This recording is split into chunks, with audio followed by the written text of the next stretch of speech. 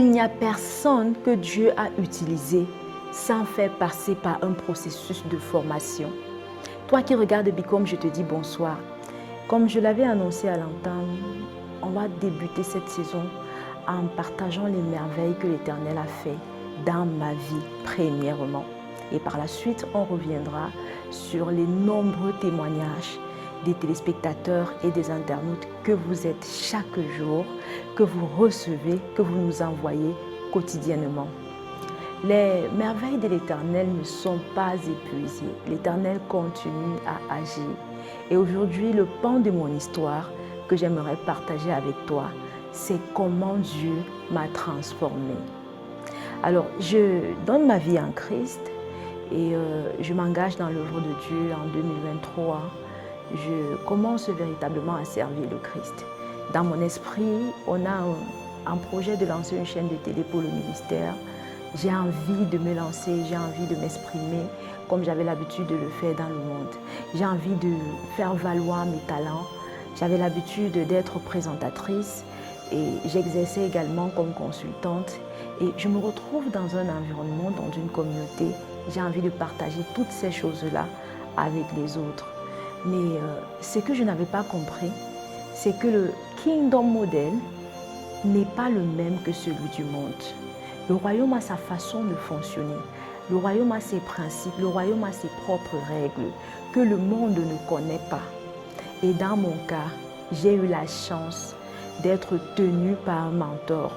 Je veux profiter de cette émission spéciale pour dire un merci particulier à mon père spirituel, le docteur révérend Elvis Benguela, qui est le père fondateur des églises CFD Ministry d'ici et d'ailleurs.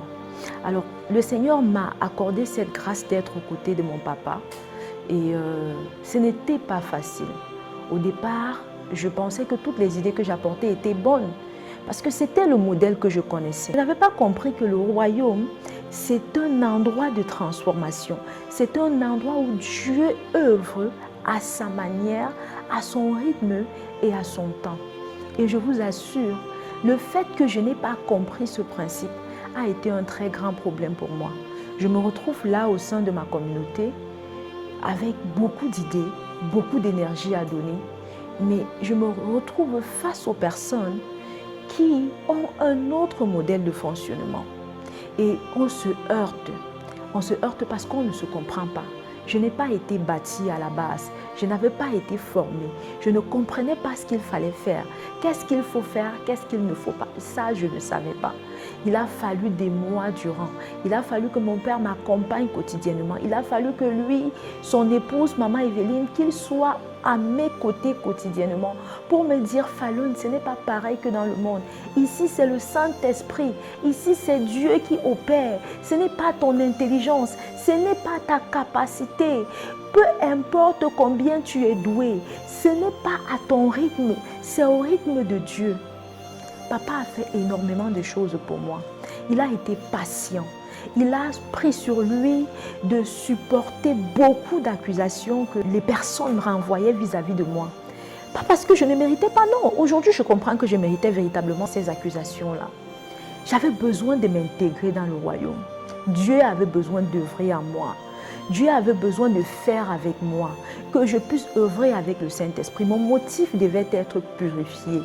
Et j'ai passé pratiquement une année dans ce combat-là, un combat contre le mode du royaume, un combat contre les idées que j'avais préconçues, que j'avais reçues, un combat contre moi-même.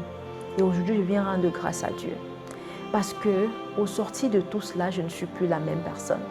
Une Falloune qui pensait que la vie était faite de règles, de principes et que 1 + 1 = 2. Aujourd'hui, elle sait que je peux tout par celui qui me fortifie. Sans le Christ, j'ai compris qu'il y a des choses que je n'aurais pas pu réaliser. Le Saint-Esprit m'a enseigné. Je n'avais pas su par le passé que l'Esprit de Dieu pouvait t'impacter parce qu'il t'a donné une mission. Aujourd'hui, j'ai pu recevoir des connaissances à une vitesse exponentielle. Pas parce que je suis super intelligente, mais parce que le Saint-Esprit m'a impacté. Il m'a enseigné. Mes encadreurs ont été là. Ils m'ont formé, ils m'ont bâti au discipulat, ils m'ont amené sur les champs d'évangélisation. J'ai été brisée, mon ego est mort, mon orgueil est mort et j'ai permis à ce grand Dieu d'œuvrer avec moi. Alors aujourd'hui, toi qui es un jeune serviteur de Dieu, est-ce que tu as un berger dans ta vie? Je ne suis pas en train de te parler d'un berger qui a forcément un grand nom, une grande renommée. Mais Dieu ne peut pas t'amener au prochain niveau si tu n'as pas quelqu'un qui te tient la main, qui te montre la route. Rappelle-toi de ce que la Bible dit dans le livre de Hébreux au chapitre 13 à son verset 17. Obéissez à vos conducteurs. Conducteur. L'Éternel reconnaît que tu as besoin d'être conduit par une personne qui a beaucoup plus de connaissances, d'expérience que toi. Tu as besoin d'être conduit et tu dois obéir à cette personne parce que l'Éternel demandera des comptes à ton leader par rapport à ton attitude. Moi, je reconnais que je n'ai pas été une fille facile. Je reconnais que mon père a dû faire énormément preuve de patience envers moi. Je reconnais que mon père a dû faire preuve de l'amour de Christ envers moi. Et il continue d'ailleurs à le faire. Aujourd'hui, les gens peuvent apprécier cette version de moi. Les gens peuvent dire que oui, tu es devenu plus posé, tu es plus calme, tu parles calmement, tu es plus compréhensif, tu es devenu plus maternel. Mais est-ce que vous savez que c'est le fruit du labeur, d'un travail fait par mon mentor, d'un travail que toi tu as besoin de faire par un mentor? Tu as besoin qu'on te tienne la main. Le modèle du monde n'est pas le modèle du royaume. Le modèle de Christ est un modèle basé sur l'amour, est un modèle basé sur les fruits de l'esprit, est un modèle que tu dois porter comme un manteau de paix, un manteau de joie, un manteau de bonheur. Et c'est aussi un modèle dans lequel nous ne sommes que des instruments. La Bible déclare comme l'argile entre les mains du potier. Ainsi l'Éternel nous donne la forme qui lui plaît. Nous sommes appelés pas pour faire notre désir, mais pour accomplir un plan parfait. Et pour que nous puissions accomplir ce plan parfait, regarde dans la Bible, regarde l'histoire de Aaron et de Moïse, regarde l'histoire de Samuel et d'Élie le sacrificateur, regarde l'histoire d'Élisée et d'Élie, regarde même David qui a été bâti dans les champs, qui a été bâti sur Saül. Tu verras Moïse qui a été bâti sur Pharaon. Aussi loin que l'Éternel veut t'amener, Dieu va te faire passer par un leader. Il te fera passer par quelqu'un qui doit te bâtir. C'est un combat qui n'a pas été facile. Aujourd'hui, je veux partager cette partie avec toi parce que c'est un combat que moi-même, j'ai eu du mal à accepter. Mais ça a été la plus grande merveille de ma vie. Alors, j'aimerais prier pour toi, serviteur de Dieu. Je ne sais pas si tu ressens cet appel, si toi, ça brûle dans ton cœur comme ça brûle dans mon cœur de servir ce grand Dieu.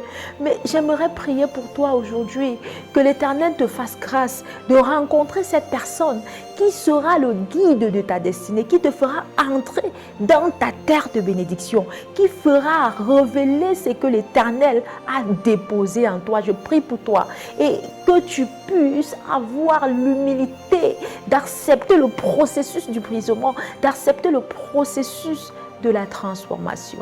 Tu es béni. Et toi qui me regardes, qui n'as pas encore ce grand Dieu, j'aimerais prier pour toi. Je veux simplement que tu élèves ta voix et que tu répètes ceci après moi. Dis, Seigneur Jésus, je te demande pardon, Seigneur, pour tout ce que j'ai fait qui ne te glorifie pas. Parce que j'ai résisté à ta voix, j'ai résisté à ta volonté. Père, aujourd'hui, je viens, Père éternel, t'accepter dans ma vie comme mon Seigneur et comme mon sauveur personnel. Yahya, efface mon nom dans le livre de mort et inscris-le dans le livre de vie. Merci Seigneur parce que je suis sauvé au nom puissant de Jésus. Amen. Alors tu es béni, jeune serviteur. Que le Seigneur te fortifie. On se retrouve très prochainement pour un autre numéro de Bicom.